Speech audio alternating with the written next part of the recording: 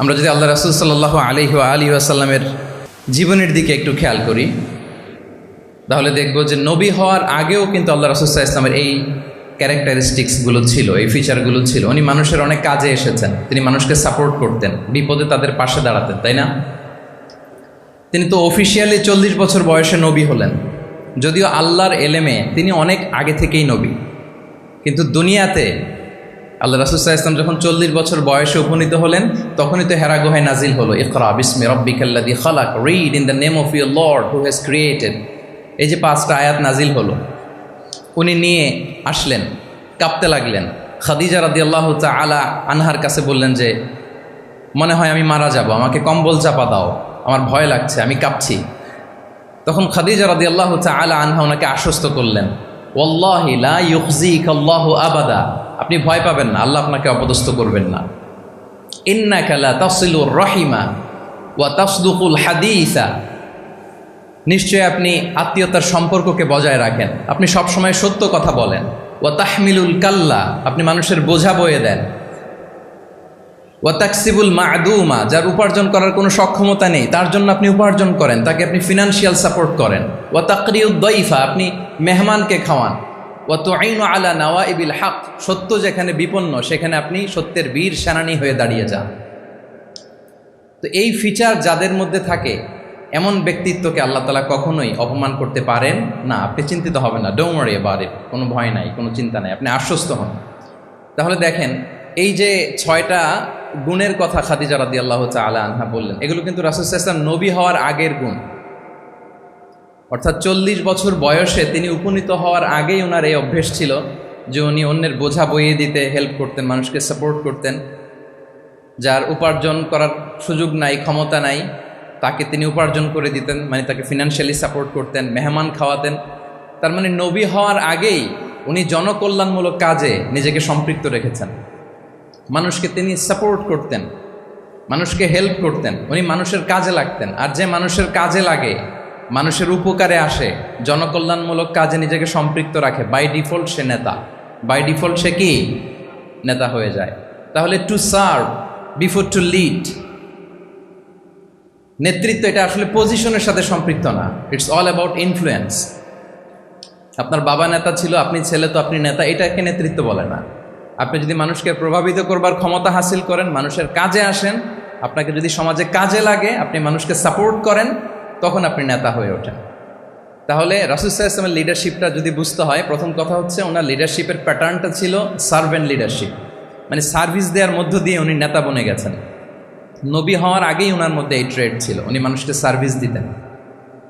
আরবিতেও একটা কথা আছে, সাইয়্যিদুল কওমি খাদিমুহুম, মানে যিনি সমাজের নেতা তিনি হবে সমাজের সবচেয়ে বড় খাদেম।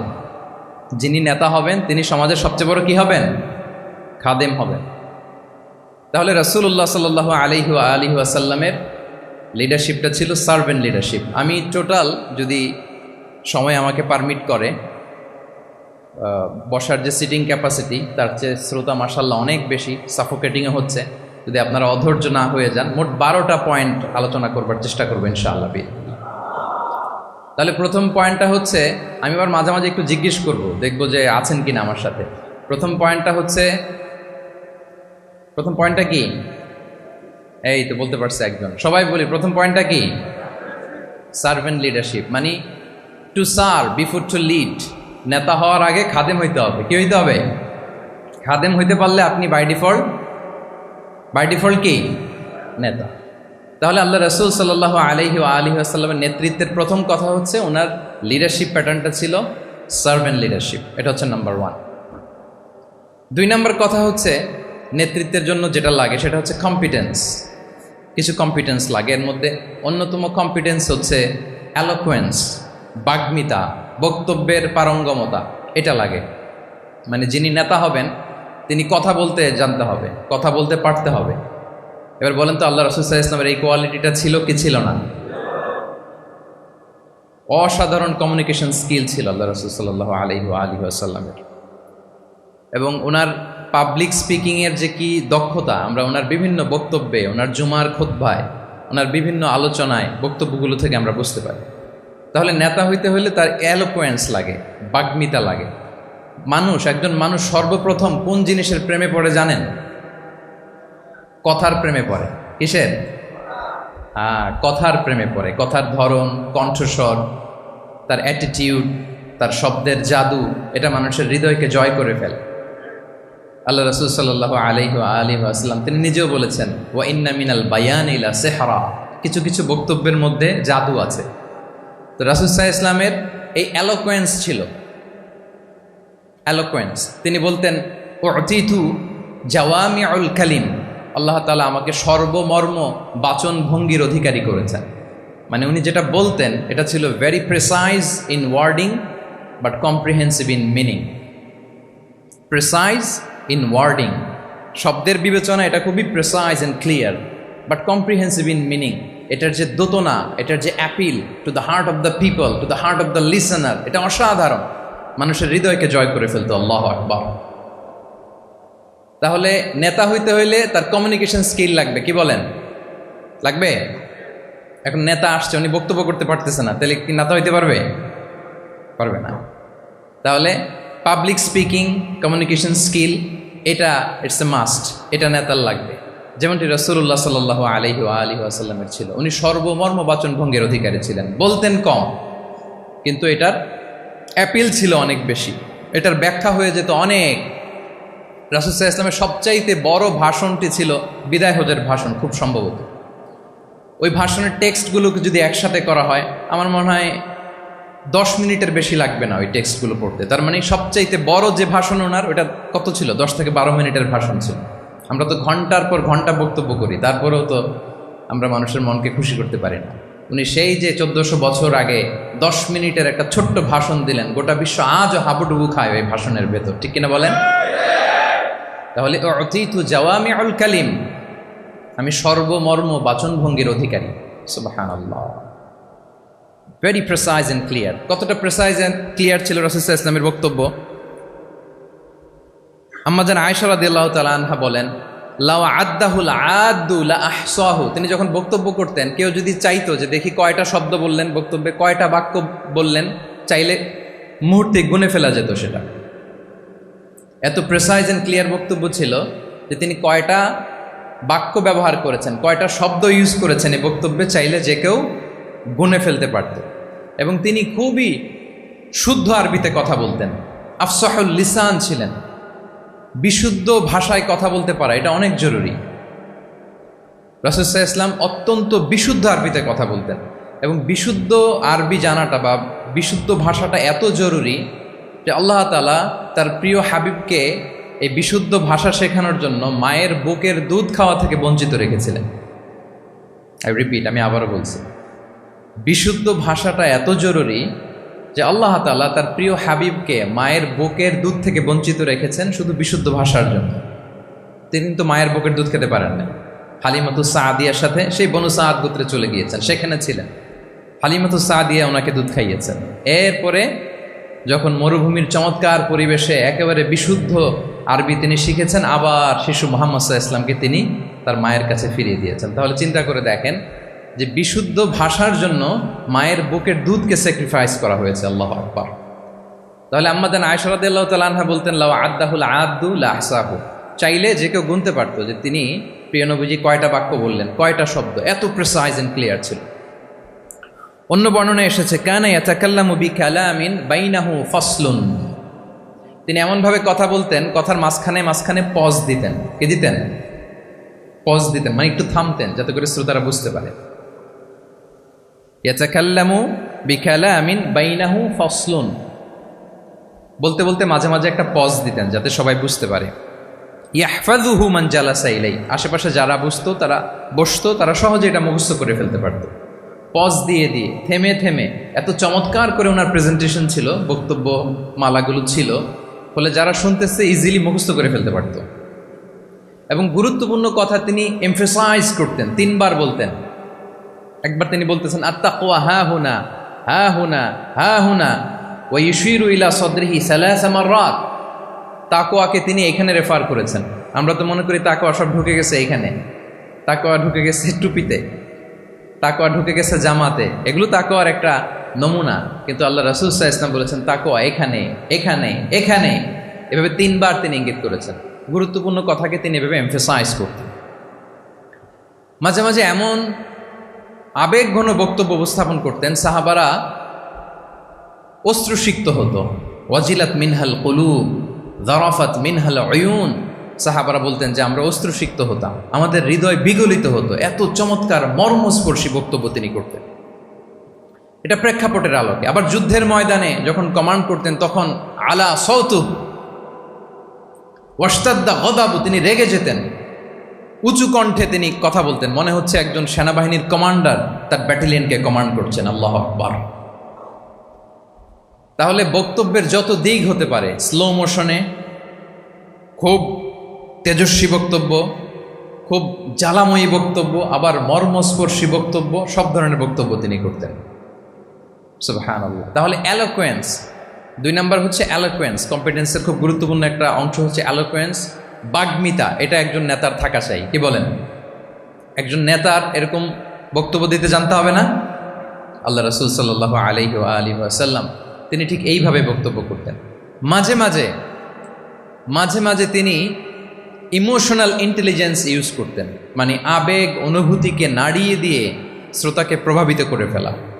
স্পিরিচুয়াল ইন্টেলিজেন্স বা ইমোশনাল ইন্টেলিজেন্স তিনি বক্তব্যের মধ্যে ব্যবহার করতেন। এমনভাবে তিনি নাসিহাত করতেন, এমনভাবে কথা বলতেন, মানুষের আবেগ অনুভূতিকে তিনি নাড়িয়ে দিতেন। আল্লাহু আকবার। ছোট্ট একটা উদাহরণ এখানে আমি হাজির করি। আপনারা হুনাইনের যুদ্ধের কথা নিশ্চয়ই শুনেছেন। কত হিজরিতে হয়েছিল? হ্যাঁ, আজকে তো অনেক পুরস্কার বিজয়ীদেরকে দেখলাম আমরা, মাশাআল্লাহ। কত? 8ম হিজরি। তার মানে মক্কা বিজয়ের ইমিডিয়েট পরেই, কয়েক সপ্তাহ পরেই তো হুনাইনের যুদ্ধ হয়েছিল। তো এই হুনাইনের যুদ্ধে অনেক ওয়ার বুটিজ মুসলমানদের করতলগত হয়েছিল, মানে অনেক গানিমাত, অনেক সম্পদ ওনারা যুদ্ধ শেষে যুদ্ধলব্ধ সম্পদ হিসেবে পেয়েছিলেন। 24,000 উট। কত উট? 24,000 উট, প্রায় 40,000 ভেড়া। এত পরিমাণ গনিমত যখন রাসূল সাল্লাল্লাহু আলাইহি ওয়াসাল্লাম পেলেন, তিনি এগুলো বন্টন করতে শুরু করলেন। কিন্তু রাসূল সাল্লাল্লাহু আলাইহি ওয়াসাল্লাম তিনি বন্টন করতে যে আনসারি সাহাবীদেরকে, অর্থাৎ মদিনার যে সাহাবারা, তাদেরকে কিছুই দিলেন না, বরং তিনি মক্কার সাহাবাদেরকে দিলেন, অন্যান্য গোত্রের লোকদেরকে দিলেন, আশেপাশের সবাইকে দিলেন, কিন্তু দিলেন না কাদেরকে? আনসারি সাহাবীদের। ফলে এত বিশাল ওয়ার বুটিজ, এর মধ্যে থেকে কিছুই আনসারিরা পেল না। ওনাদের মধ্যে ক্ষোভের জন্ম নিল, ওনাদের মধ্যে একটু অসন্তোষ তৈরি হলো, ক্ষোভের জন্ম হলো, এবং ক্ষোভ থেকে ওনারা সমালোচনা করতে আরম্ভ করলেন আল্লাহ রাসূল সাল্লাল্লাহু আলাইহি ওয়াসাল্লামের। এবং সমালোচনা করতে করতে এটা এমন পর্যায়ে চলে গেল, এক পর্যায়ে তারা বলতে আরম্ভ করলো যে আমরা ওনার জন্য জান দিলাম, জীবন দিলাম, আজকে উনি এত সম্পদ পেয়ে সব নিজ এলাকার লোকদের মাঝে বন্টন করে দিল, এটা কি ঠিক করলো উনি? আল্লাহ তাআলা আল্লাহর নবীকে ক্ষমা করুক, আল্লাহ তার রাসূলকে ক্ষমা করুক। মানে কেমন যেন রাসূল একটা ভুল করে ফেলছেন, রাসূল সাল্লাল্লাহু আলাইহি ওয়াসাল্লাম ওনাদেরকে দিতে বাধ্য ছিলেন, এটা যেহেতু দেন নাই, আল্লাহ তার রাসূলকে ক্ষমা করুক, এরকম একটা কথা তারা বলে ফেললেন। তো এটা তো অনেক বড় কথা। আল্লাহ রাসূল সাল্লাল্লাহু আলাইহি ওয়াসাল্লাম যখন এই কথা শুনলেন, তখন তিনি আনসারি সাহাবীদেরকে জড়ো করে একটা গেট টুগেদার করে এমন ইমোশনালি ওনাদেরকে কাবু করলেন, ইমোশনাল ইন্টেলিজেন্স ইউজ করলেন। এখানে তারা এসেছিল ক্ষোভ নিয়ে, অসন্তোষ নিয়ে, পরে সবাই কান্না করে রাসূল সাল্লাল্লাহু আলাইহি ওয়াসাল্লামের কাছে ক্ষমা চেয়ে সেই মজলিস থেকে উঠতে বাধ্য হয়েছে। তিনি সবাইকে ডেকে বললেন, ইয়া মা'আশারাল আনসার, আলাম আতিকুম দুল্লালান ফাহাদাকুমুল্লাহ ওয়া আলাতান ফাআগনাকুমুল্লাহ ওয়া আ'দাআন ফাআল্লাফাল্লাহু বাইনা কুলুবিকুম। চমৎকার চমৎকার এক্সপ্রেশন, যে ওহে আনসাররা, আমি কি তোমাদেরকে পথভ্রষ্ট পাইনি, পথহারা পাইনি? আমার ওসিলায় তোমরা হেদায়েতের দেখা পেয়েছ। আমি কি তোমাদেরকে নিঃস্ব পাইনি? আমার ওসিলায় তোমরা সমৃদ্ধ হয়েছ, সম্পদশালী হয়েছ। আমি কি তোমাদেরকে যুদ্ধরত অবস্থায় পাইনি? আউস খাজরাজ তোমরা তো ফাইট করতেছিলে ইচ আদার, আমি যে তোমাদের মধ্যে সম্প্রীতি আর ভালোবাসার মেলবন্ধনে তোমাদেরকে একত্রিত করে দিলাম।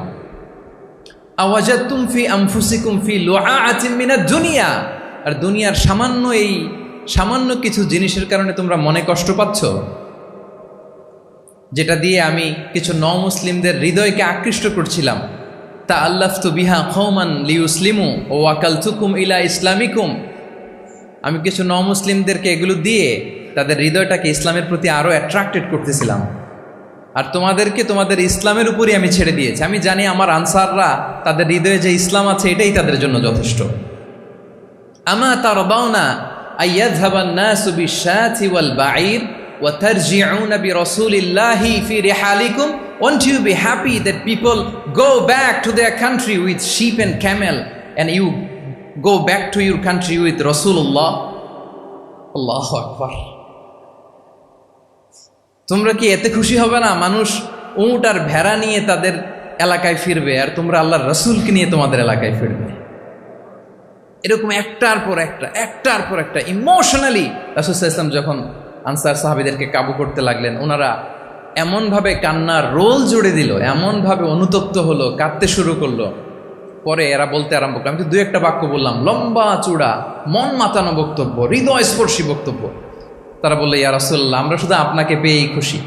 রাসূল সাল্লাল্লাহু আলাইহি ওয়াসাল্লাম বলেন, গোটা বিশ্বের মানুষ যদি এই পথ ধরে আর আনসারীরা যদি এই পথ ধরে, আমি এই পথ ছেড়ে দিয়ে আনসারীদের পথে হাঁটব। আল্লাহ তুমি আনসারদের ক্ষমা করো, তাদের সন্তানদের ক্ষমা করো, তাদের নাতিদেরকে ক্ষমা করো। এভাবে মর্মস্পর্শী বক্তব্য যখন ইমোশনাল ইন্টেলিজেন্স দিয়ে যখন রাসূল সাল্লাল্লাহু আলাইহি ওয়াসাল্লাম বললেন, সব আনসারী সাহাবারা কাঁদতে আরম্ভ করলেন।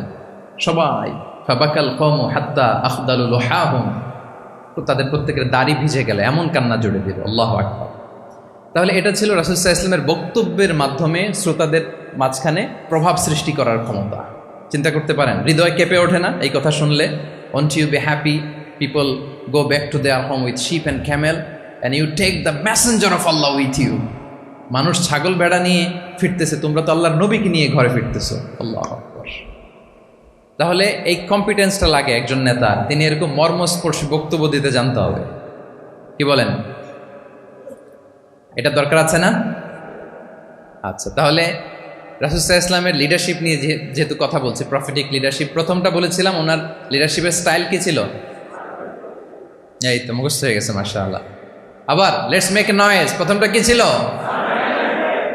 Servant leadership. 2 নম্বরে এলোকুয়েন্স, বাগ্মিতা, বক্তব্যের পারঙ্গমতা চাই একজন নেতার মধ্যে, যেটা আল্লাহ রাসূল সাল্লাল্লাহু আলাইহি ওয়াসাল্লামের ছিল। এবং সেখান থেকে আমাদের শেখার আছে, নেয়ার আছে, কিভাবে তিনি বক্তব্য করতেন, কিভাবে জটিল কথাকে সহজ করে উপস্থাপন করতেন, কিভাবে এত চমৎকার করে তিনি ক্রাউড হ্যান্ডেল করতেন। দুটো গেল। 3 নম্বর হচ্ছে আল্লাহ রাসূল সাল্লাল্লাহু আলাইহি ওয়া আলিহি ওয়াসাল্লামের নেতৃত্বের গুণাবলীগুলো যদি আমরা লিস্ট ডাউন করি, 3 নম্বর হচ্ছে কম্পেশন। কম্পেশন, a leader should be compassionate. 3 নম্বর হচ্ছে কম্পেশন, মানে সফট হার্টেড, দয়াদ্র হৃদয় হতে হবে। আপনি মানুষের দুঃখ যদি আপনাকে কাঁদায় তবেই আপনি নেতা। কি বলেন?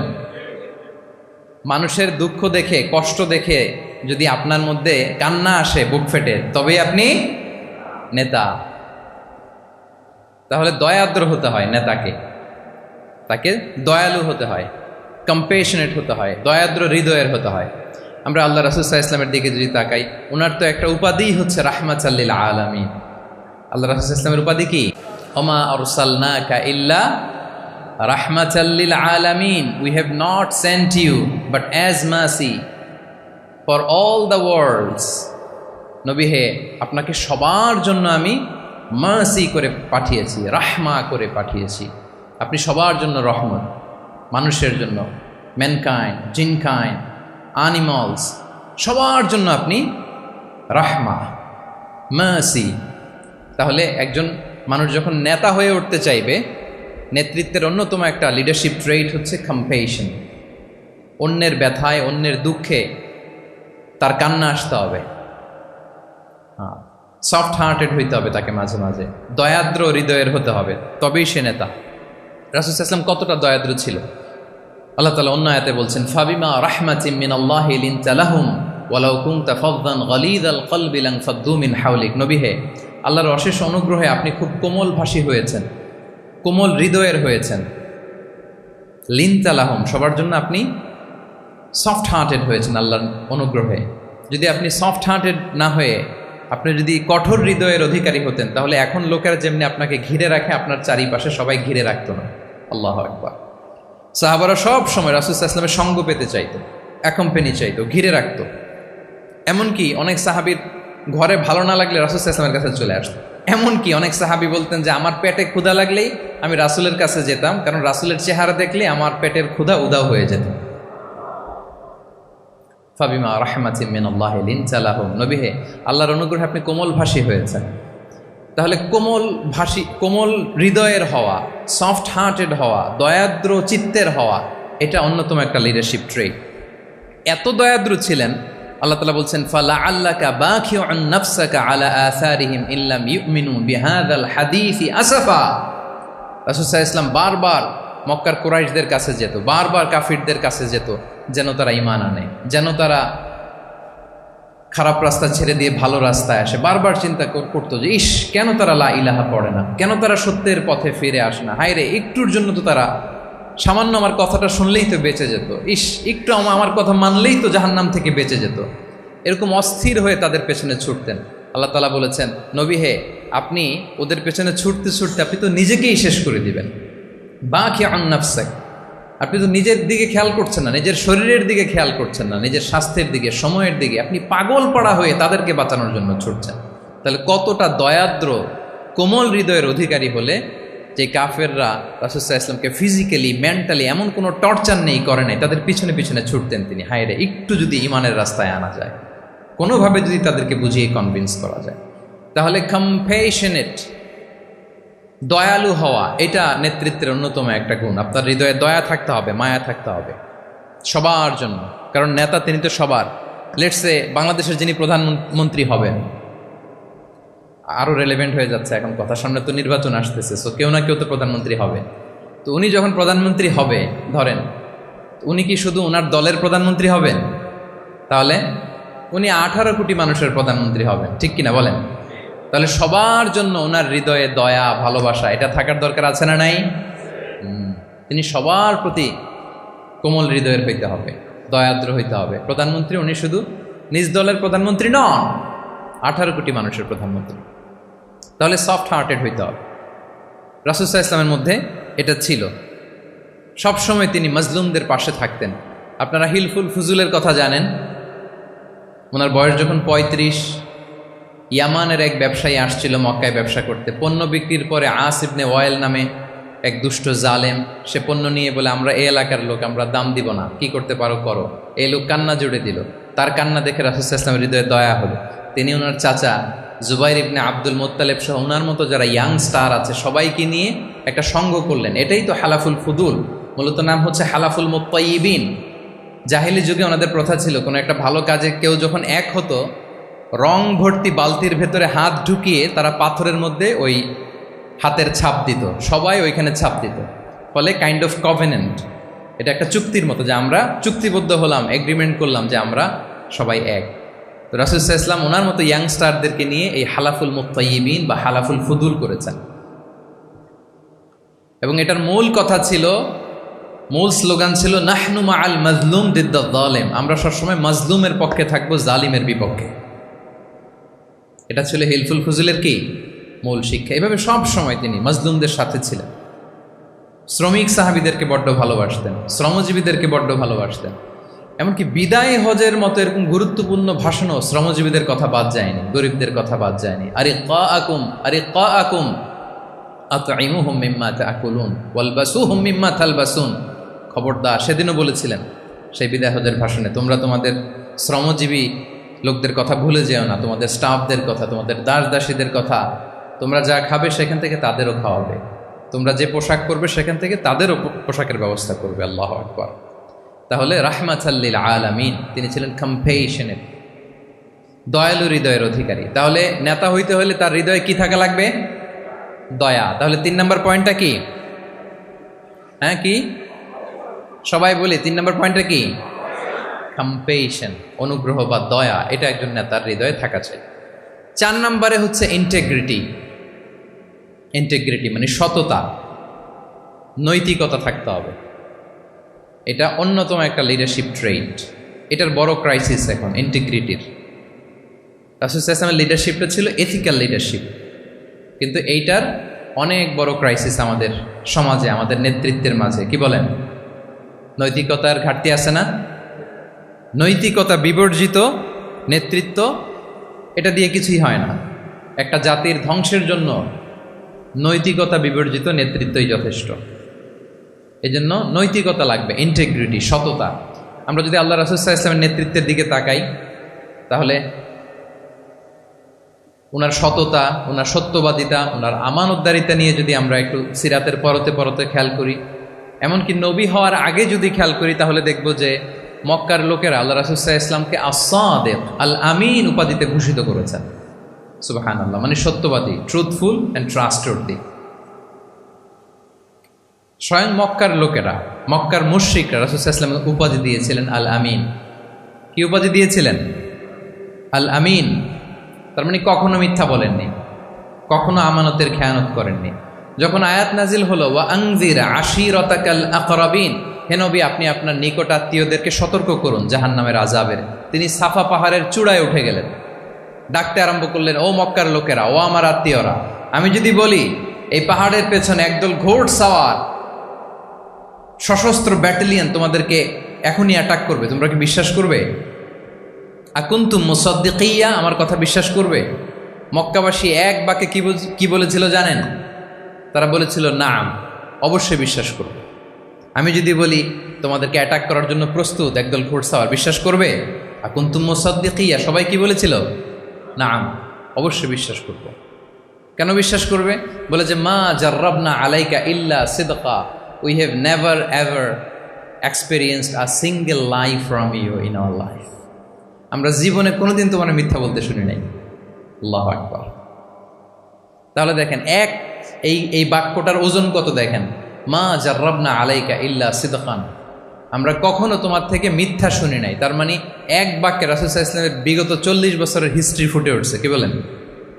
বিগত 40 বছরের হিস্ট্রি এই বাক্যে আছে না নাই? মা জাররাবনা আলাইকা ইল্লা সিদকান, আমি তো কোনোদিন মিথ্যা শুনি নাই তোমার জবান থেকে, তো কেন বিশ্বাস করব না? কি নিঃসংকোচ স্বীকৃতি এলাকার লোকদের, জীবনে আমরা কোনোদিন তোমার মুখ থেকে মিথ্যা শুনি নাই, তো তুমি যদি বলো যে ঘোড়সাওয়ার অ্যাটাক করার জন্য রেডি, অবশ্যই বিশ্বাস করবো, তুমি সত্যবাদী। আল্লাহু আকবার। এইটা আমাদের সমাজে অনেক বড় ক্রাইসিস, আমানতদারিতা, ট্রাস্টওয়ার্দিনেস। যত বড় নেতা দেখা যায় তত বেশি দুর্নীতিগ্রস্ত, ঠিক কিনা বলেন? যত বড় নেতা তত বেশি টাকা পাচার করার রেকর্ড তার বেশি, ঠিক কিনা? মানে উল্টা হয়ে গেছে, যেটা সবচেয়ে ইন্টিগ্রিটি বেশি দরকার ছিল এটা আমাদের কম।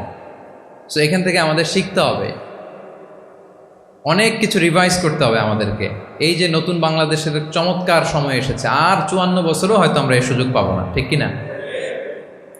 এজন্য আমাদেরকে শিখতে হবে রাসূল সাল্লাল্লাহু আলাইহি ওয়াসাল্লামের যে ইন্টিগ্রিটি, ওনার যে ট্রাস্টওয়ার্দিনেস, এই আমানতদারিতা থেকে আমাদেরকে শিখতে হবে। আমাদের নেতাদেরকেও আমানতদার হইতে হবে, প্রিয় ভাইয়েরা। তাহলে নেতাকে আস্থার জায়গা তৈরি করে নিতে হয়। রাসূল সাল্লাল্লাহু আলাইহি ওয়াসাল্লাম এটা ধীরে ধীরে তৈরি করেছেন।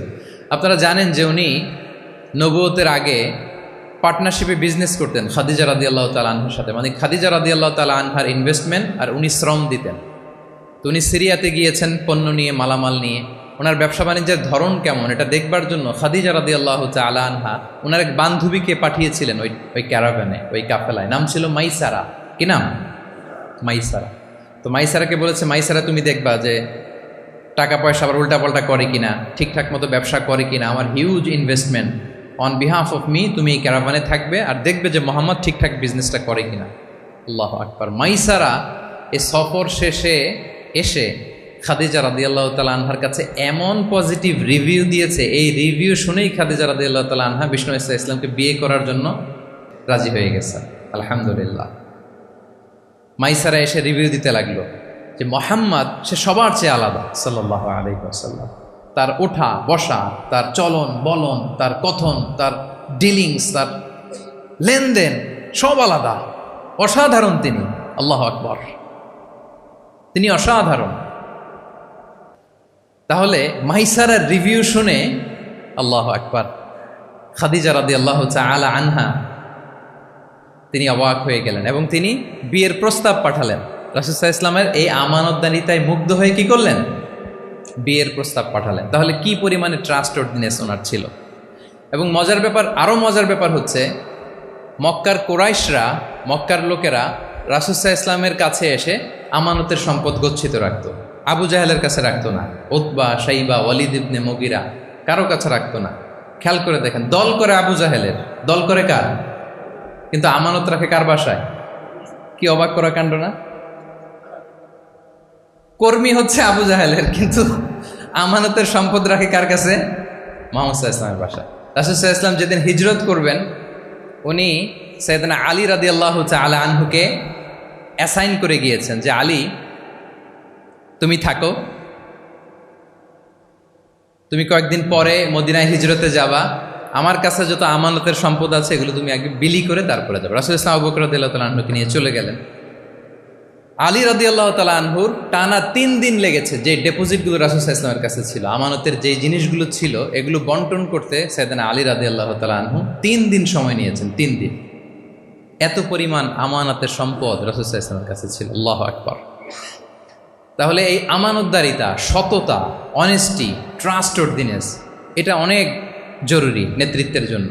নেতা হতে চাইলে তাকে আমানতদার হইতে হবে। যদি একজন ট্রু লিডার কেউ হতে চায়, তার মধ্যে আমানতদারিতা চাই। কি চাই? আমানতদার। তাহলে ইন্টিগ্রিটি। 4 নম্বর পয়েন্ট কি ছিল? ইন্টিগ্রিটি। আপনারা বোরিং হচ্ছেন না তো? কষ্ট হচ্ছে? আচ্ছা, 5 নম্বরে হচ্ছে good interaction with followers. Good interaction with followers মানে নেতার তার ফলোয়ারের সাথে কি লাগবে?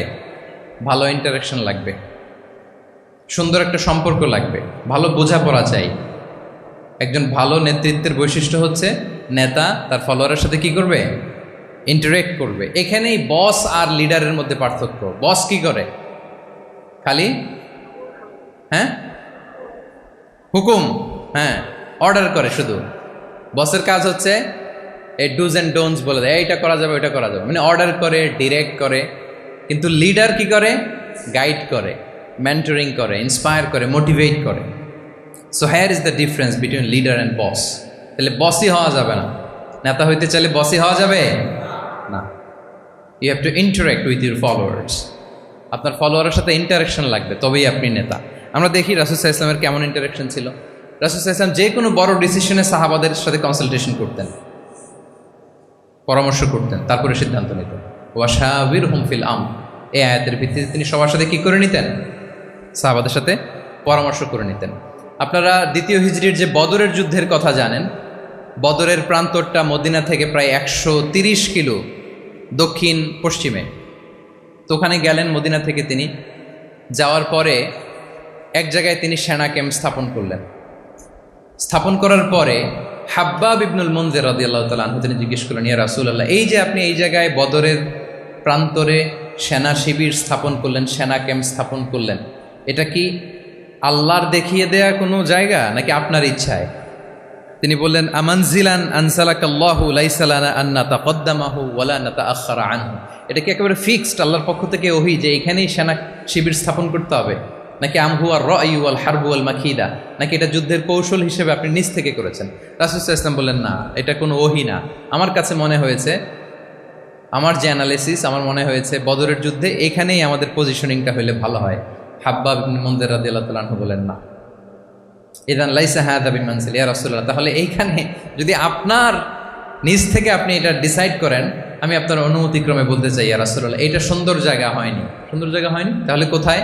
হাব্বাব বললেন, ওইখানে, ওই যে বদরের একটা কুয়া আছে, এখানে পানির সোর্স আছে, আমরা যদি ওইখানে একটা ব্লকেট দিয়ে দাঁড়াতে পারি, তাহলে কোরাইশরা এসে আর পানি খেতে পারবে না, ওরা পানি না খেয়েই মরবে, যুদ্ধেও মরবে, পানির অভাবেও মরবে।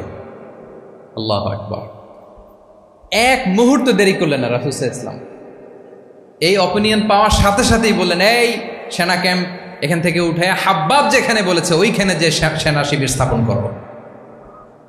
1 সেকেন্ডও দেরি করেন নাই। তাহলে কোনো ইগোইস্টিক ঝামেলা ছিল না, ভেরি অ্যাকোমোডেটিভ ছিলেন রাসূল সাল্লাল্লাহু আলাইহি ওয়াসাল্লাম।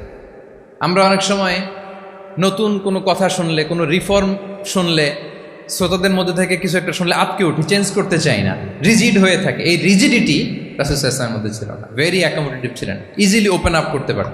মুহূর্তেই বলেন, ঠিক আছে, আমি যেখানে করেছি আসলে ঠিক হয় না। হাব্বাব যেখানে বলেছে সবাই ওখানে যে সেনা ক্যাম্প স্থাপন করো। আল্লাহু আকবার। উনি চাইলে বলতে পারতেন, এই হাব্বাব, তুমি কি আমার চেয়ে বেশি বুঝো? আমি তো নবী, তুমি আমার উম্মাহ, আমার কাছে ওহী আসে। কোনো ধরনের আর্গুমেন্টে না যে সরাসরি রাসূল সাল্লাল্লাহু আলাইহি ওয়াসাল্লাম এটাকে মেনে নিলেন। আল্লাহু আকবার। তাহলে এই যে ইন্টারাকশন দেখেন কত চমৎকার ইন্টারাকশন ছিল সাহাবীদের সাথে রাসূলুল্লাহ সাল্লাল্লাহু আলাইহি ওয়া আলিহি ওয়াসাল্লাম। তাহলে good interaction with your followers এটা জরুরি। আমরা যদি খন্দকের ঘটনা দেখি, খন্দকের যে পরীক্ষা খনন করা হয়েছিল এটা কিন্তু কোনো মদিনার বা মক্কার কোনো আরাবিয়ান সাহাবাদের কাছ থেকে এই পরামর্শ আসেনি। এসেছে কার কাছ থেকে? সালমান আল ফারিসি। বাড়ি কই? সেই ইরান, ইয়ামান না, ইরানে। হি ওয়াজ পার্সিয়ান, উনি ইরান থেকে আসছে। ফারিসি, সালমান আল ফারিসি, পারস্য থেকে আসা। ওনার কথা অনুযায়ী তিনি বলছেন এবং বলেছেন সালমান মিন্না আহলাল বাইত, ওনাকে আহলে বাইতের স্ট্যাটাস তিনি দিয়েছেন। আল্লাহু আকবার। তাহলে ইজিলি তিনি সাহাবীদের কাছ থেকে চমৎকার অপিনিয়ন আসলে সেটাকে পিক করতেন এবং তাদের সাথে চমৎকার ইন্টারাকশন ছিল। সাহাবীদের সাথে, ফলোয়ারদের সাথে ওনার কতটা গভীর ইন্টারাকশন ছিল, ছোট্ট একটা হাদিস বলে, হাদিসটা সহিহ মুসনাদে আহমদ ইবনে হাম্বলে এসছে। আমি এই পয়েন্টটা শেষ করছি। রাসূল সাল্লাল্লাহু আলাইহি ওয়াসাল্লামের যুগে এক সাহাবী ছিল, তার নাম ছিল জাহির ইবনে হারাম আল আশজাঈ। জাহির সাহাবীর নাম কি? সবাই বলুন, কি নাম? জাহির রাদিয়াল্লাহু তাআলা। উনি মদিনায় থাকতেন না, উনি মরুপল্লীতে থাকতেন, মানে বেদুইন ছিলেন আর কি। মদিনা তো শহর, সিটি, উনি সিটিতে থাকতেন না, উনি থাকতেন মরুপল্লীতে। ওখানে তিনি অর্গানিক ফলমূল শাকসবজি চাষ করতেন। রাসূল সাল্লাল্লাহু আলাইহি ওয়াসাল্লাম ওনার এই অর্গানিক ফলমূল আর শাকসবজি খুব পছন্দ করতেন। ফলে উনি প্রায়ই সেই মরুপল্লী থেকে রাসূল সাল্লাল্লাহু আলাইহি ওয়াসাল্লামের জন্য অর্গানিক ফ্রেশ ফ্রুট আর শাকসবজি মদিনায় নিয়ে আসতেন এবং এগুলো ফ্রিতে দিতেন রাসূল সাল্লাল্লাহু আলাইহি ওয়াসাল্লামকে অ্যাজ এ গিফট। উপহার হিসেবে রাসূল সাল্লাল্লাহু আলাইহি ওয়াসাল্লামকে মরুপল্লী থেকে চাষ করে আনা ফলমূল শাকসবজি দিতেন, আর কিছু শাকসবজি ফলমূল তিনি মদিনার বাজারে বিক্রি করতেন। তো একবার তিনি এসে রাসূল সাল্লাল্লাহু আলাইহি ওয়াসাল্লামকে অর্গানিক এই ফ্রুটগুলো দিয়ে বাকিগুলো মদিনার বাজারে বিক্রি করতেছেন। রাসূলুল্লাহ সাল্লাল্লাহু আলাইহি ওয়াসাল্লাম বাজার ভ্রমণে গেলেন, যে দেখে ওই তো জাহের, উনি আবার কানা রজুলান দামিমান, একটু কুৎসিত দেখতে, একটু খাটো কুৎসিত শ্যামবর্ণের ছিলেন। তো ওনাকে দেখেই রাসূল সাল্লাল্লাহু আলাইহি ওয়াসাল্লাম পিছন থেকে এরকম ঝাপটে ধরলেন, পিছন থেকে হাগ করলেন আর কি। তো পিছন থেকে যখন ঝাপটে ধরলেন, উনি তো আর দেখতে পারতেছেন না কে ধরলো। উনি বলে মান হাদা আরসিলনি, এই ছাড়ো ছাড়ো, কে কে, এই কোন লোক আমারে ধরলো, ছাড়ো ছাড়ো করে অস্থির। যখন পিছনে ফিরে দেখে আল্লাহ রাসূল সাল্লাল্লাহু আলাইহি ওয়াসাল্লাম, এখন আর ছাড়াছাড়ি করে না, এখন ওনার পিঠটা রাসূল সাল্লাল্লাহু আলাইহি ওয়াসাল্লামের বুক মোবারকের দিকে আরো লাগাই দিচ্ছে এইভাবে। সুবহানাল্লাহ। এতক্ষণ বলে এই কে, ছাড়ো ছাড়ো। যখন দেখে রাসূল সাল্লাল্লাহু আলাইহি ওয়াসাল্লাম এখন আর তাড়াহুড়ো করতেছে না, এখন ওনার পিঠটা রাসূল সাল্লাল্লাহু আলাইহি ওয়াসাল্লামের বুক মোবারকের সাথে আরো ঠেলে দিচ্ছে। রাসূল সাল্লাল্লাহু আলাইহি ওয়াসাল্লাম এবার মজার ছলে বললেন মাইয়াশতারি হাযাল আব, ফান করে বলতেছেন, এই একটা দাস আছে আমার কাছে, এই লোকটারে কে কিনবে, আমি বেচবো, কে কিনবে? জাহের রাদিয়াল্লাহু তাআলা আনহু বলেন, ইয়া রাসূলুল্লাহ ইদান ওয়াল্লাহি তাজিদুনি কাসিদান, আমি কালো মানুষ, আমি সস্তা মানুষ, আমারে বেচলে বেশি দাম পাবেন না, আমি তো সস্তা মানুষ ইয়া রাসূলুল্লাহ। রাসূল সাল্লাল্লাহু আলাইহি ওয়াসাল্লাম বললেন আনতা লাস্তা ইনদাল্লাহি কাসিদ ইয়া জাহির, হে জাহির তুমি আল্লাহর কাছে সস্তা নও, আনতা ইনদাল্লাহি গালি, তুমি আল্লাহর কাছে বড্ড দামি। আল্লাহু আকবার। হে জাহের, তুমি, তোমার স্কিন ব্রাইট কালার না, তুমি কুৎসিত, তুমি দুনিয়াতে সস্তা হতে পারো কিন্তু আমার আল্লাহর দরবারে তুমি কবু সস্তা নও। আনতা ইনদাল্লাহি গালি, আল্লাহর কাছে তুমি বড্ড দামি। দেখেন ইন্টারাকশন কোন মাত্রায় গেলে পিছন থেকে যে এরকম হাক করা যায়, ঝাপটে ধরা যায় এক সাহাবীকে। সুবহানাল্লাহ। এরকম গুড ইন্টারাকশন ছিল অনেক অনেক ভুরি ভুরি সিরাতের পরতে পরতে আপনারা পাবেন যে রাসূল সাল্লাল্লাহু আলাইহি ওয়াসাল্লামের সাথে সাহাবাদের ইন্টারাকশন কত চমৎকার ছিল। তাহলে 5 নাম্বার হচ্ছে গুড ইন্টারাকশন উইথ ফলোয়ার্স। দেখি মনে আছে কিনা। 1 নম্বরে কি ছিল? 2 নম্বরে, 3 নম্বরে কম্প্যাশন, 4 নম্বরে ইন্টিগ্রিটি, 5 নম্বরে মাশাআল্লাহ গুড ইন্টারাকশন উইথ ফলোয়ার্স। 6 নম্বরে হচ্ছে কারেজ, সাহসিকতা। নেতা হইতে হইলে সাহস লাগবে না? নেতারে বাঁচানোর জন্য কর্মীরা দৌড়াইতেছে সামনে, নেতা যদি ছোটে পেছনে, তাহলে হবে? হ্যাঁ, রিক্সার টায়ার পাংচার হলে যদি নেতা 3 লাফ দেয়, এটা কি নেতা? তাহলে কি? তাহলে তো তাকে নেতা বলা যায় না। কি বলেন? নেতার তো হি শুড বি কারেজাস, তার সাহসী হইতে হবে, দুর্দান্ত সাহস থাকতে হবে তার। রাসূল সাল্লাল্লাহু আলাইহি ওয়াসাল্লামের এরকম দুর্দান্ত সাহস ছিল, অত্যন্ত সাহসিকতার অধিকারী তিনি ছিলেন। এবং এই লিডারশিপ ট্রেটটা খুবই জরুরি, এটাকে বলে মাদার স্কিল। খারেজি যে মাদার স্কিল, এটাই সব। এই হিম্মত লাগবে। আর রাজুলু যু হিম্মা ইউহিল উম্মা, যার হিম্মত আছে সেই জাতিকে জাগাতে পারে, ঠিক কিনা? এই যে আমাদের কাছে তো উদাহরণ একেবারে হাতের কাছেই, এই যে 5 আগস্টে, এই যে জুলাই আপরাইজিং, যদি কারেজ না থাকতো আমাদের তরুণদের, আমাদের জেনজিদের, তাহলে এই পরিবর্তন কি আমরা দেখতে পেতাম না। আমি গল্প শুনছিলাম যে এই চট্টগ্রাম বিশ্ববিদ্যালয় থেকে 2 জন শহীদ হয়েছে। আল্লাহ তাদের কবরগুলোকে তুমি জান্নাতে টুকরা বানিয়ে দাও।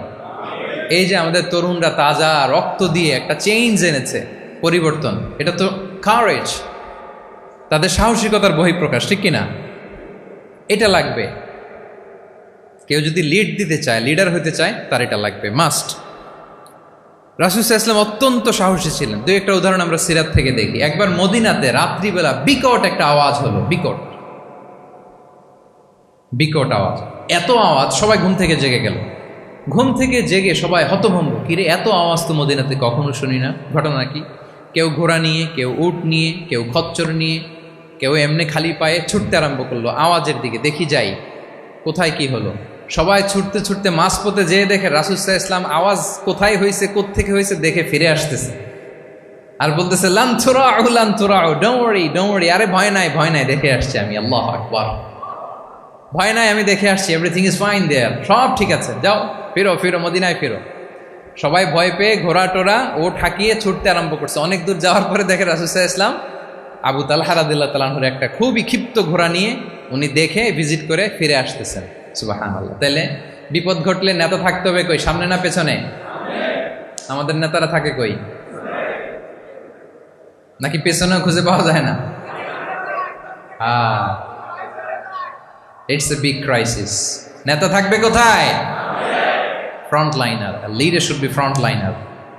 উনি তো লিড দিবে, নেতৃত্ব দিবে। এখন ওনারা যদি খুঁজে পাওয়া না যায় তাহলে থাকবে কিছু না। এই যে শিখতে হবে আমাদের, যেমনটা রাসূল সাল্লাল্লাহু আলাইহি ওয়াসাল্লাম করলেন। বিকট আওয়াজ, উনি আগে চলে গেছে, কাউকে না বলে দেখে ডেকে চলে আসতেছে। আল্লাহু আকবার। হুনাইনের যুদ্ধে এক পর্যায়ে মুসলমানরা পর্যদুস্ত হয়ে যাচ্ছিল, আপনারা অনেকে জানেন। To make the long story short, পুরো ঘটনাটা আমি আনবো না। সাহাবারা দিক বিদিক ছুটতে আরম্ভ করলো। পাহাড়ের উপর থেকে এমন প্রবল বেগে তীর ছোড়া হচ্ছিল, সাহাবারা টিকতে পারছিলেন না, কেউ এদিকে কেউ ওদিকে।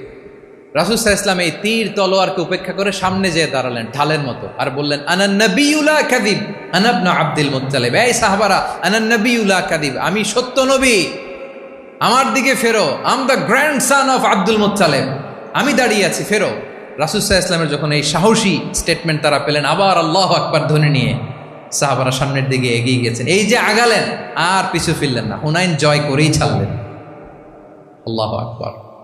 তাহলে ইতিহাসের পরতে পরতে, সিরাতের পরতে পরতে আমরা দেখবো যে রাসূল সাল্লাল্লাহু আলাইহি ওয়াসাল্লাম হি ওয়াজ এ হাইলি কারেজাস, অনেক সাহসী একজন ব্যক্তিত্ব ছিলেন, অত্যন্ত সাহসী পুরুষ ছিলেন।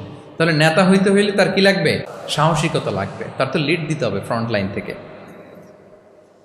এবং কাপুরুষতা, ভীরুতা, এটা থেকে রাসূল সাল্লাল্লাহু আলাইহি ওয়াসাল্লাম পানাহ চেয়েছেন। আল্লাহুম্মা ইন্নী আউযু বিকা মিনাল হাম্মি ওয়াল হাসান ওয়া আউযু বিকা মিনাল আজজি ওয়াল কাসাল ওয়া আউযু বিকা মিনাল জুবনি ওয়াল বুখল। জুবন মানে কি? ভীরুতা, কাপুরুষতা। হে আল্লাহ, আমি ভীরুতা থেকে, কাপুরুষতা থেকে পানাহ চাই। আমরা যেন কাপুরুষ না হই, আমরা যেন ভীরু না হই, আমরা যেন সত্যের বীর সেনানী হয়ে আবু সাঈদের মতো এরকম 2 হাত প্রসারিত করে দাঁড়াতে পারি, ঠিক কিনা? এই যে কারেজাস আবু সাঈদ, হ্যাঁ, is the icon of courage of Bangladesh. কি বলেন? এই যে বুক টান টান করে যে হাত 2টা প্রসারিত করে দাঁড়ালো, আল্লাহু আকবার। গোটা বিশ্ব এখন তাকে আইকনিক ফিগার হিসেবে মেনে নিছে। কি বলেন? গোটা বিশ্ব তাকে চিনছে, তার জন্য দোয়া করছে। তাহলে courage it's an essential leadership trade, এটা লাগবে প্রিয় ভাইয়েরা। আল্লাহ তাআলা এই কারেজ, এই সৎ সাহস দিয়ে আমাদেরকে ধন্য করুন। কটা গেল? 6টা। 7 নম্বরে হচ্ছে কনফ্লিক্ট রিজলভিং এবিলিটি, বিরোধ নিষ্পত্তি করার মতো যোগ্যতা থাকতে হবে নেতার। অর্থাৎ নেতা হইতে হবে এমন যে বিরোধকে নিষ্পত্তি করে দিতে পারে, মিটমাট করে দিতে পারে, ঝগড়া লাগলে মিটাই দিতে পারে। এটা গুরুত্বপূর্ণ কোয়ালিটি না নেতার জন্য? কি বলেন?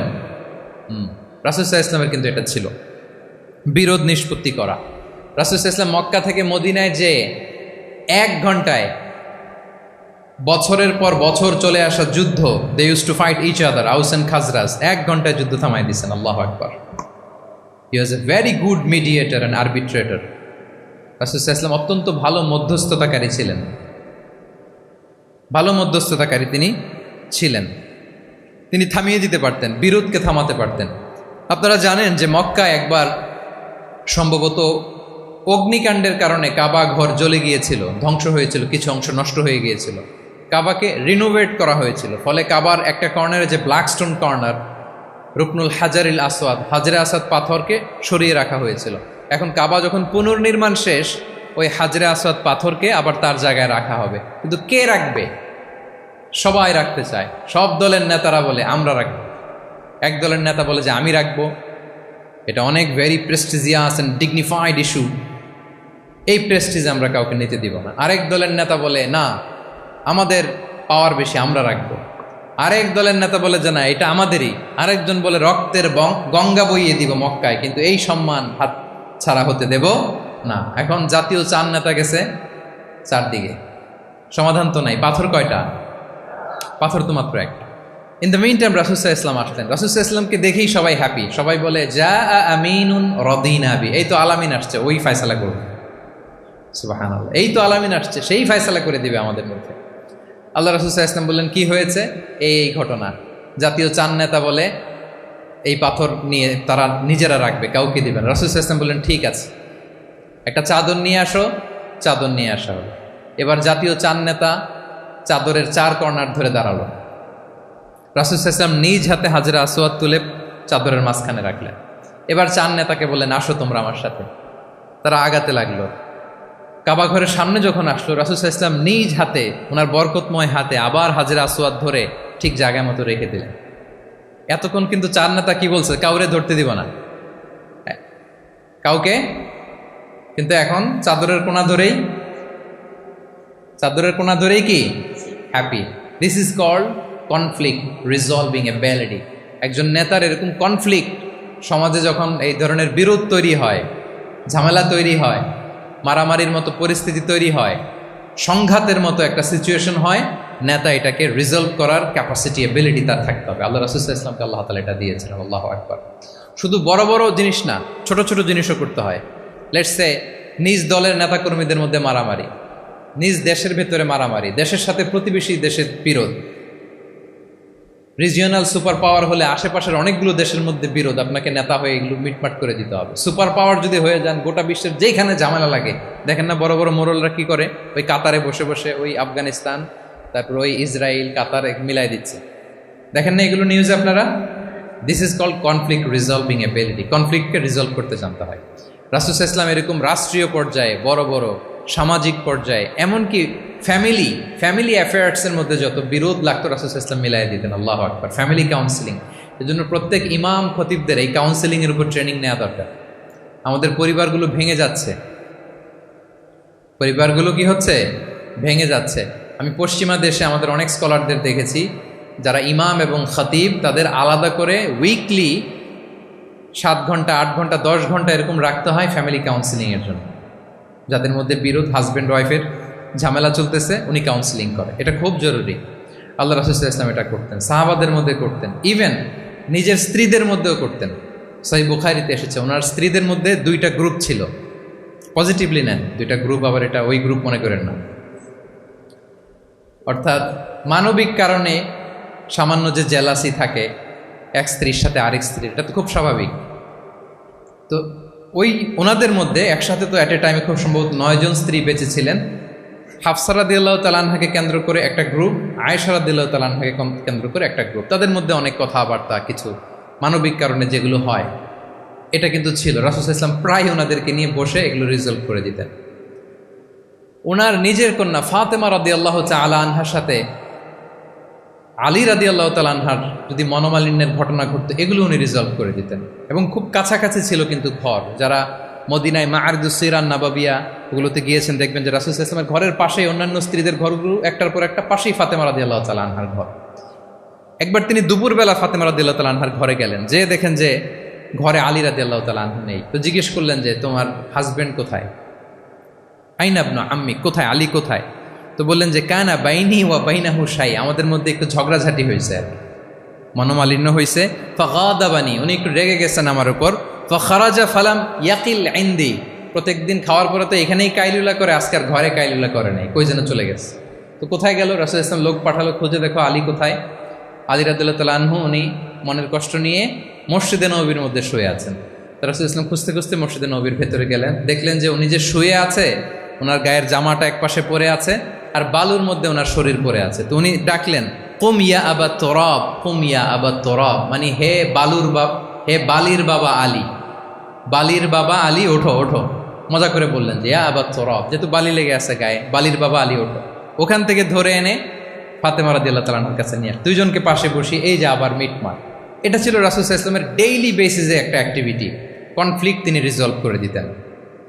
সেই বুখারিতে একটা অধ্যায় আছে কিতাবুস সুলহি ফিল বুখারিতে, বুখারিতে আছে কিতাবুস সুলহ, এটার নাম, অধ্যায়টার নাম হচ্ছে কিতাবুস সুলহ, মানে মীমাংসা করে দেওয়ার অধ্যায়। একটা পরিচ্ছেদ আছে, পরিচ্ছেদের নাম হচ্ছে বাবু কওলিল ইমামি লি আসহাবিহি ইযহাবু বিনা নুসলিহ বাইনাহুম। রাসূল সাল্লাল্লাহু প্রায় বলতেন যে আমাকে নিয়ে যাও, আমি মিলাই দিব। ঝগড়া ঝাঁটি মারামারির কথা শুনলে রাসূল সাল্লাল্লাহু আলাইহি ওয়াসাল্লামের বিখ্যাত ডায়লগ এটা। উনি বলতেন আরে ঝগড়া, ইযহাবু বিনা, আমি আসি না, আমার নিয়ে যাও, আমি মিলাই দেব, আমাকে নিয়ে যাও, আমি সংশোধন করে দিব। আল্লাহু আকবার। তাহলে কনফ্লিক্ট রিজলভিং এবিলিটি এটা একজন নেতার থাকা চাই, কি বলেন? আচ্ছা, কয়টা গেল? কয়টা?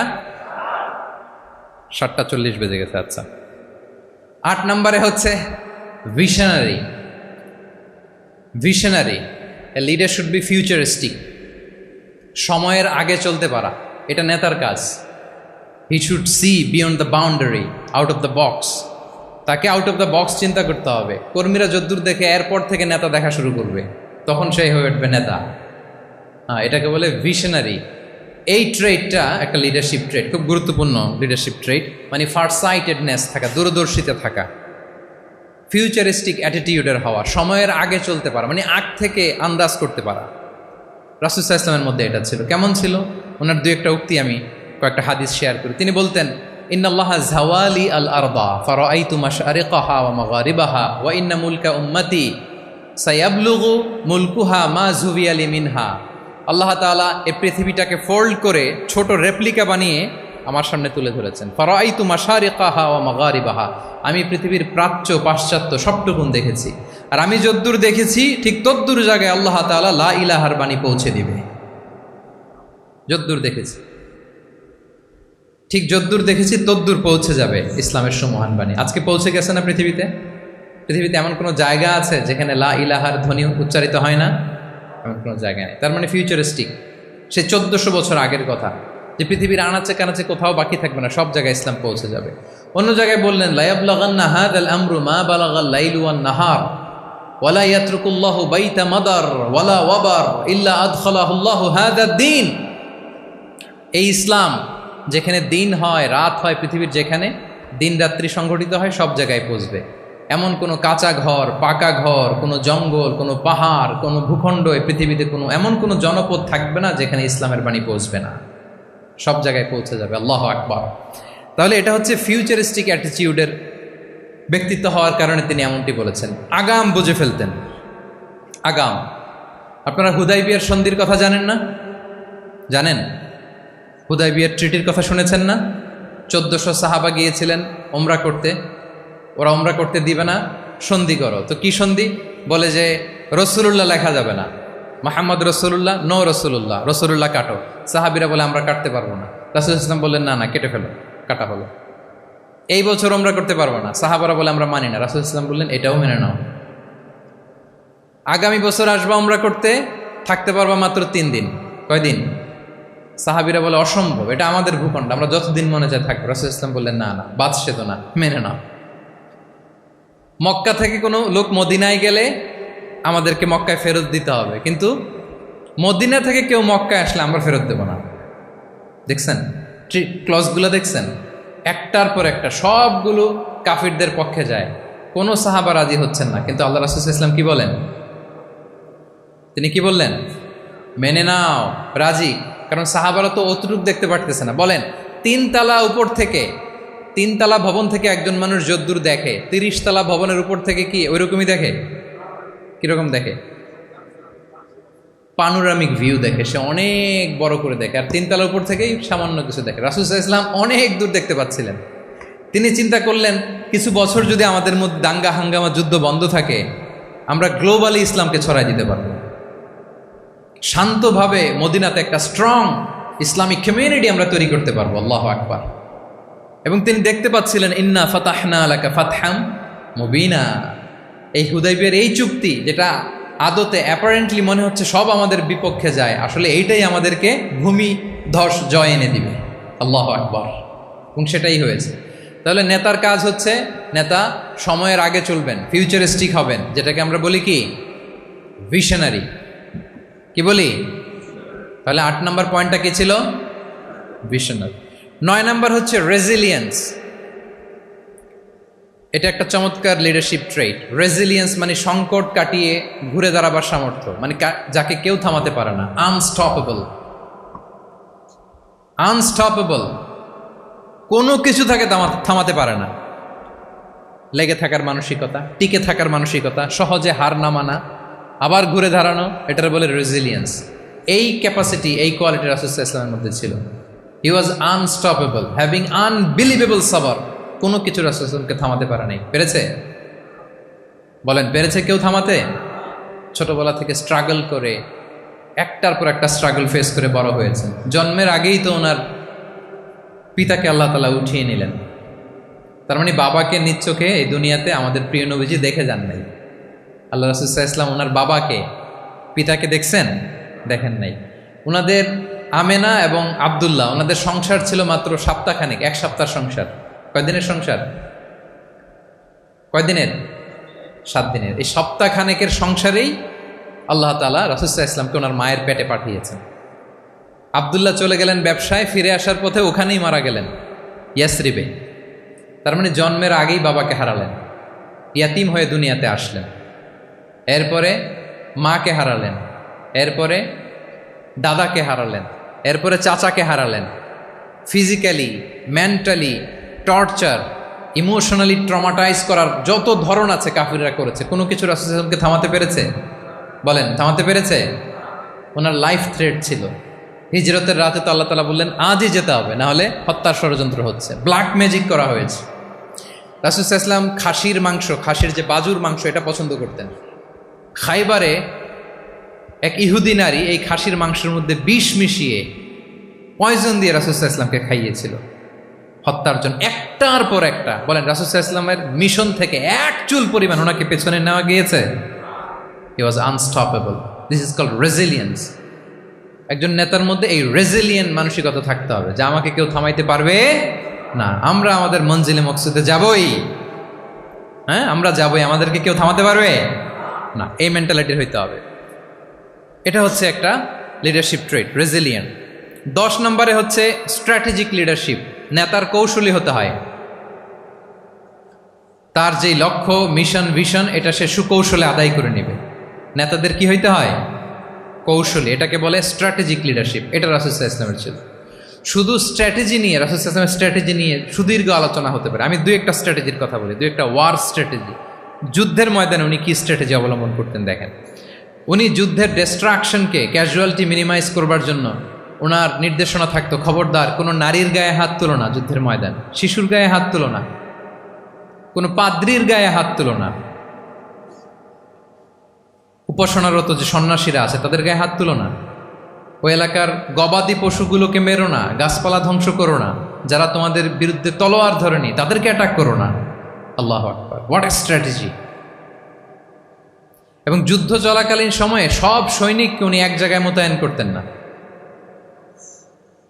সব সৈনিককে এক জায়গায় মোতায়েন করতেন না, 5 ভাগে ভাগ করে নিতেন। ডান পাশে মাইমানা, বাম পাশে মাইসারা, সামনে হচ্ছে মুকাদ্দিমাতুল জাইশ, মাঝখানে কালব, পেছনে খালফ। এইভাবে 5টা ব্যাটালিয়নে ভাগ করে তারপরে তিনি যুদ্ধ পরিচালনা করতেন। What a war strategy! বদরের যুদ্ধে যখন পৌঁছলেন, মক্কা থেকে মদিনা থেকে 130 কিলোমিটার দূরে, দূরে আবসা দেখা যায় মরিচিকার মধ্যে দেখা যায় ওই যে মুশরিকরা ওখানে আসছে, কিন্তু তারা কতজন এটা তো বোঝা যায় না।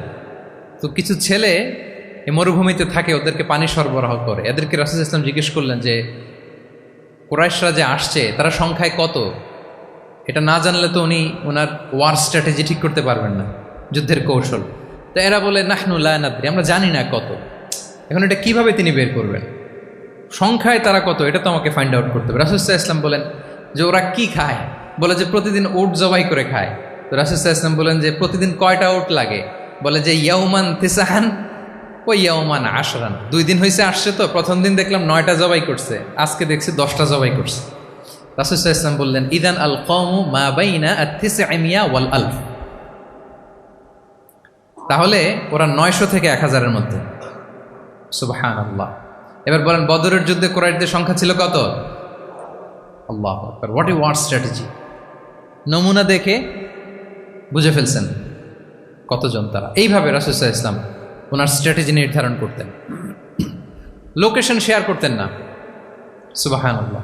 কোথায় যাবেন বলতেন না, চলো চলো বলে ছুটতেছেন। কোথায় যাবেন উনি জানেন। অ্যাটাক করবেন এই দিকে, ডান দিকে। অ্যাটাক করবেন কোন দিকে? কিন্তু মদিনা থেকে বের হতেন বাম দিক দিয়ে। অ্যাটাক করবেন উত্তরে, মদিনা থেকে বের হতেন কোন দিক দিয়ে? দক্ষিণ দিক দিয়ে। যে রাতে হিজরত করবেন মদিনা উত্তর দিকে, উনি দক্ষিণ দিকে চলে গেছেন গারে সাউরে 3 দিন থেকে আগে, ওরা যাতে বুঝতে না পারে। সুবহানাল্লাহ। এটা ছিল রাসূল সাল্লাল্লাহু আলাইহি ওয়াসাল্লামের ওয়ার স্ট্র্যাটেজি।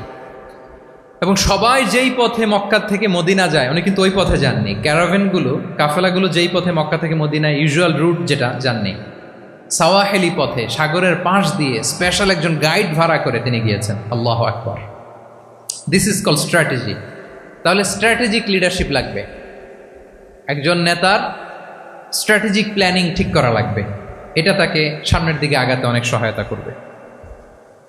রাসূল সাল্লাল্লাহু আলাইহি ওয়াসাল্লামের যে জিও পলিটিক্যাল অ্যাওয়ারনেস, এগুলো নিয়ে কথা বলতে গেলে অনেক লম্বা সময় লাগবে, আমরা যাব না। 10 নম্বরে ছিল স্ট্র্যাটেজিক লিডারশিপ, 10টা বলে ফেলছি, আর 2টা 2 মিনিটে বলে শেষ করব। 11 নম্বর প্র্যাকটিক্যাল উইজডম।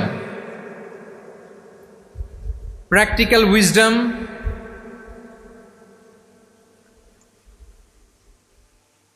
এটা হচ্ছে 11 নম্বর পয়েন্ট।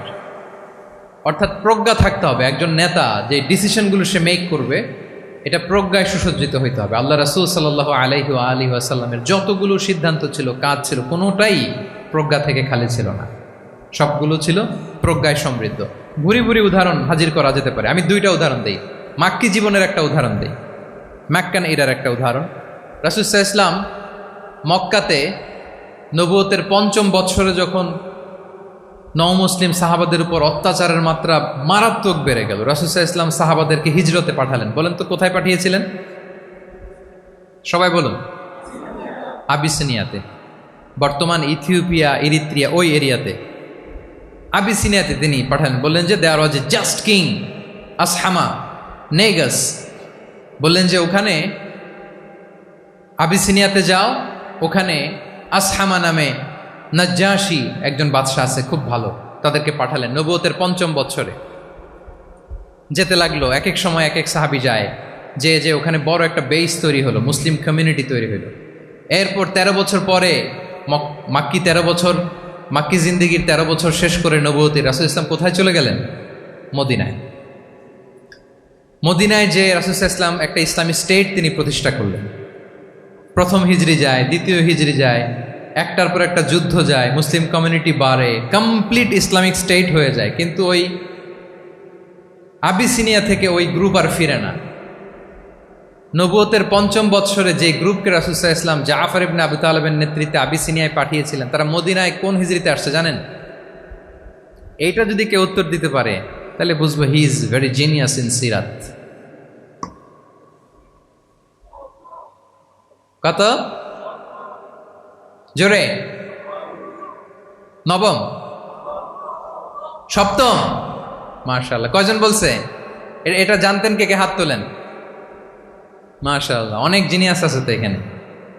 হ্যাঁ, লটস অফ জিনিয়াস। মাশাআল্লাহ, মাশাআল্লাহ, তাবারাকাল্লাহ। জি, 7ম হিজরিতে এসেছিলেন জাফর ইবনে আবি তালেবের নেতৃত্বে। এখানে হিকমা, রাসূল সাল্লাল্লাহু আলাইহি ওয়াসাল্লামের উইজডমের ব্যাপারটা হচ্ছে, রাসূল সাল্লাল্লাহু আলাইহি ওয়াসাল্লাম আছেন মদিনাতে, একের পর এক কোরআনের আয়াত নাজিল হচ্ছে, আহকামগুলো সাহাবারা প্র্যাকটিস করতেছে, মসজিদে নববী হলো, ইসলামিক স্টেট হলো, বদরের যুদ্ধ হলো, ওহুদ হলো, খন্দক হয়ে গেল, সব হয়ে যায়, কিন্তু ওনারা ফিরেন না কেন? ওনারা ফিরলেন সেই 7ম হিজরিতে খায়বার বিজয়ের পরে। এবং যেদিন জাফর ইবনে আবি তালেব আবিসিনিয়া থেকে সবাইকে নিয়ে ফিরলেন, রাসূল ইসলাম এত খুশি হলেন, উনি বললেন, বি আইয়িহিমা আনা লা আদরি বি আইয়িহিমা আনা আফরাহ বি ফাতহি খাইবার আও বি কুদুমি জাফর। আজকে কোনটাতে আমি বেশি হ্যাপি আমি জানি না, আমার ভাই জাফরকে পেয়ে নাকি খাইবার বিজয়ের কারণে। আমি কনফিউশনে পড়ে গেছি যে এইটাতে বেশি খুশি হইলাম নাকি ওইটাতে। এর কারণ হচ্ছে রাসূল ইসলাম অপেক্ষা করতেছিলেন যে মদিনা এই স্টেটটাকে আগে ইন্টারনাল এবং এক্সটার্নাল যত থ্রেট হতে পারে সবগুলো থেকে আগে সেফ জোন বানাতে হবে। এমনও হতে পারে মদিনা হাতছাড়া হয়ে যেতে পারে। মদিনা যদি হাতছাড়া হয়, মদিনা থেকেও যদি আমার হিজরত করা লাগে, আমি কই যাব?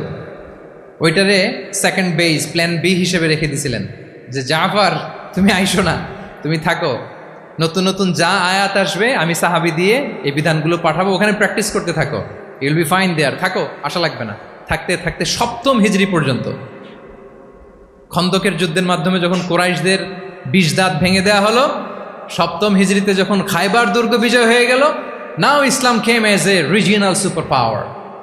রাসূল ইসলাম বুঝলেন আর ইন্টারনাল থ্রেটও নাই, এক্সটার্নাল থ্রেটও নাই, এবার আর কোনো টেনশন নাই। জাফর ইবনে আবি তালেবকে চিঠি পাঠালেন, তিনি বিশাল বাহিনী নিয়ে মুসলিমদেরকে নিয়ে তিনি ব্যাক করলেন মদিনাতে। আল্লাহু আকবার। This is call wisdom, practical wisdom. রাসূল ইসলামের এইভাবে এমন কোনো সিদ্ধান্ত নাই যেটার পেছনে প্রজ্ঞা ছিল না, প্রত্যেকটা সিদ্ধান্ত ছিল প্রজ্ঞায় সুসজ্জিত। আমরা যদি মদিনার একটা উইজডমের কথা খেয়াল করি, খুব সংক্ষেপে বলি, মদিনাতে আল্লাহ রাসূল সাল্লাল্লাহু আলাইহি ওয়া আলিহি ওয়াসাল্লাম, মদিনার সোসাইটিতে মুনাফিক কারা বলেন তো? এটা কি রাসূল সাল্লাল্লাহু আলাইহি ওয়াসাল্লাম জানতেন না? জানতেন কিনা বলেন? এই জানাটা কি ধারণা বেজ, মানে মনে হয় ও মুনাফিক এরকম, নাকি গাইডেড বাই ওয়াহি, গাইডেড বাই রেভেলেশন? স্বয়ং আল্লাহ তাআলা জানিয়ে দিয়েছেন। এরপরও কোনোদিন রাসূল সাল্লাল্লাহু আলাইহি ওয়াসাল্লাম মানুষের সামনে কাউকে মুনাফিক বলে পরিচয় করিয়ে দেন নাই। মদিনার সোসাইটিতে কেউ জানতো না, বুঝতে পারতো আচরণ মুনাফিকের মতো, কিন্তু রাসূল ইসলাম কখনো বলেন নাই যে ও মুনাফিক। কখনো বলছেন? বলেন নাই। চিন্তা করছেন? আমরা তো কথায় কথায় ফেসবুকে মন মতো না হইলে কি লিখি? মন মতো না হলেই বেসড অন অ্যাজাম্পশন, আমার মন মতো হয় নাই, ও মুনাফিক। কিন্তু ওহী দ্বারা সুনিশ্চিত হয়েও রাসূল সাল্লাল্লাহু আলাইহি ওয়াসাল্লাম কাউকে মুনাফিক বলে অ্যাড্রেস করেন নাই। আল্লাহু আকবার। কেন করেন নাই? মুসলিম সাহাবারা চটে যাবে, মুনাফিকদেরকে হত্যা করবে, তখন মুশরিকরা, কোরাইশরা, ইহুদিরা কি বলবে? যে মুহাম্মদের অনুসারীরা একে অন্যকে হত্যা করে। কারণ মুনাফিকরা তো অন্য সাহাবীদের মতো তারাও মসজিদে নববীতে এসে রাসূল সাল্লাল্লাহু আলাইহি ওয়াসাল্লামের পেছনে নামাজ পড়তো। অ্যাপারেন্টলি দেখতে তো তারাও মুমিন, দেখতে তারাও কি মুমিন।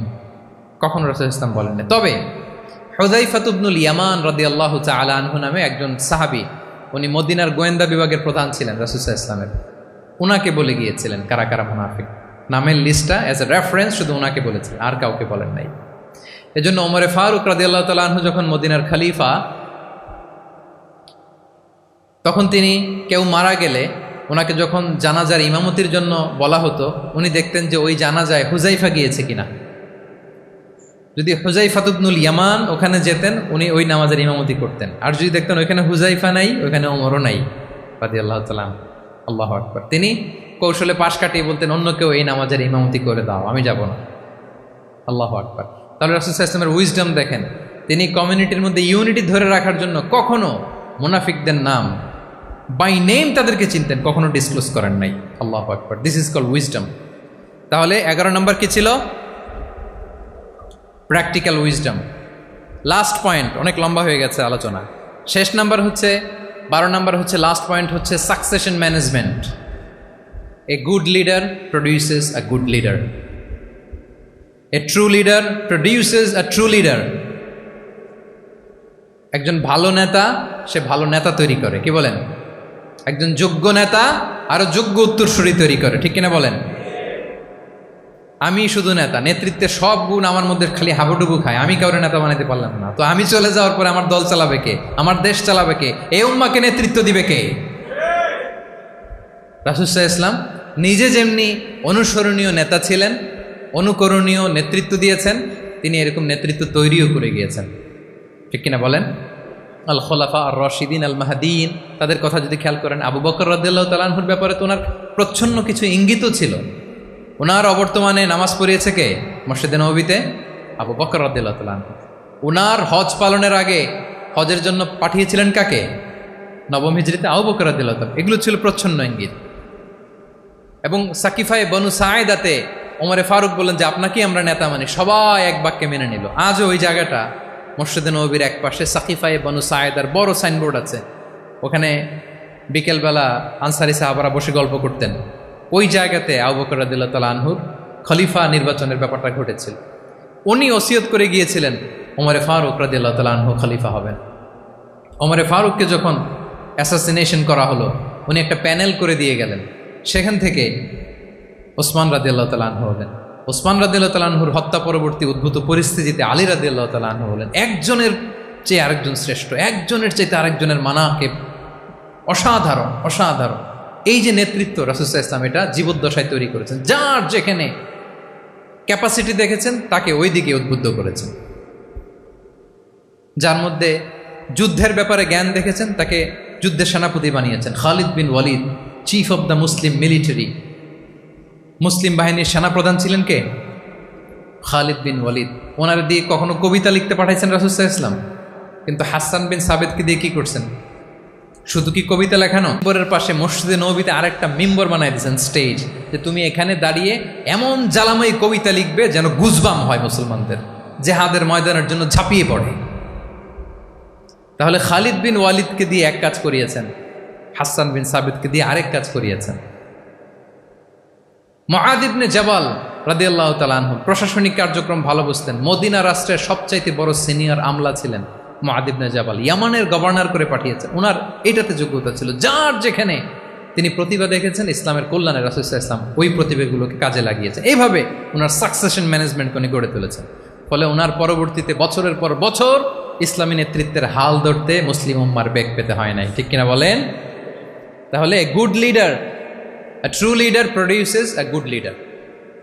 একজন সফল নেতা সে এরকম আরো অনেক সফল নেতৃত্ব তৈরি করে যায়, তাহলেই তার নেতৃত্ব সামনের দিকে আগাতে থাকে। তাহলে সর্বশেষ পয়েন্টটা কি ছিল? Succession management. 12টা জিজ্ঞেস করলে বলা যাবে? হ্যাঁ, নোট করে রাখছেন বোধহয় না? খুব খুশি হয়েছে আমি, মাশাআল্লাহ। শ্রোতা যদি ভালো হয়, শ্রোতা যদি দেখি যে না আমার সাথে সাথে মাথা নাড়ায়, রেসপন্স করে, উত্তর দেয়, তখন কথা বলতেও ভালো লাগে। মানে এত গরমের মধ্যে, এত কষ্টে, অল আর সোয়েটিং, বাট এত মনোযোগের সাথে আপনারা শুনেছেন। আল্লাহ তাআলা আপনাদেরকে কবুল করুক। আচ্ছা, আমরা একটু রিক্যাপ করি। 1 নম্বরে কি ছিল? আচ্ছা, 2 নম্বরে সবাই বলতেছে তো, আসলে কি বলতেছে বোঝাও যাচ্ছে না। ঠিক আছে, 3 নম্বরে কম্প্যাশন, 4 নম্বরে ইন্টিগ্রিটি, 5 নম্বরে গুড রিলেশন উইথ ফলোয়ার্স, 6 নম্বরে, 7 নম্বরে, 8 নম্বরে, 9 নম্বরে রেজিলিয়েন্স, 10 নম্বরে মাশাআল্লাহ, সব শেষে 11 নম্বরে প্র্যাকটিক্যাল উইজডম, সব শেষে মাশাআল্লাহ।